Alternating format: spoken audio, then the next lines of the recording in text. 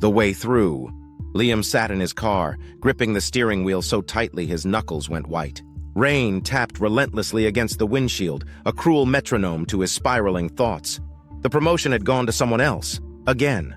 His rent was due, his phone was flashing unpaid bills, and his latest song had flopped online, garnering fewer listens than he'd care to admit. He yelled just once, raw and full of the kind of frustration that bubbles from deep inside when nothing seems to go right. It echoed off the windshield and was swallowed by the storm. "Why the hell is nothing working?" he muttered, his voice cracking. "I'm trying, I am. Isn't that supposed to count for something?"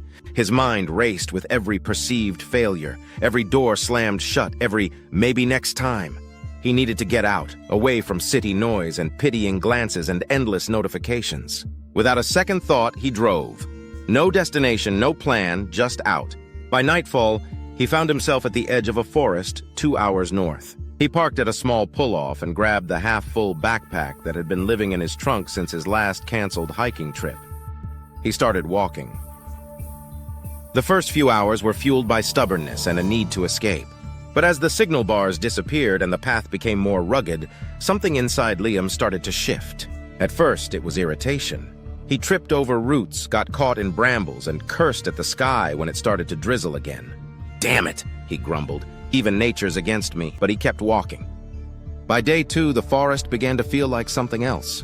Quiet, honest, free of opinion or judgment. There were no emails, no rejections, just breath and space and steps. On the third day, Liam stood by a wide, glassy lake at dawn. The mist rolled across the surface like a secret being shared, and the first light of morning split through the trees like it was being painted by hand. He sat down and stared at it, and for the first time in what felt like years, he didn't want to be anywhere else. He thought of the missed promotions, the songs no one heard, the plans that didn't work out. And then, slowly, he saw the cracks differently. The job he'd lost last year, it had made him start freelancing. The breakup? It taught him what he truly needed in someone. The failed song? It had pushed him to experiment with a new sound, one he'd grown to love. Liam laughed, not loudly but honestly. "It was all happening," he said out loud, shaking his head. "Even when I thought it wasn't." He stayed one more night under the stars. The sky was clear and the silence wasn't empty. It was full of knowing.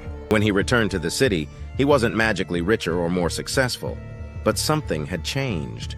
Liam walked differently, grounded, not grasping. He started making music again. Not for attention, but because it healed him. He reached out to old friends. He smiled more. People noticed. Opportunities came, not forced but aligned. And when the next storm rolled in, as storms always do, he didn't panic. He let it pass. Because he knew now, even when it feels like everything's falling apart, maybe, just maybe, it's all unfolding exactly as it should.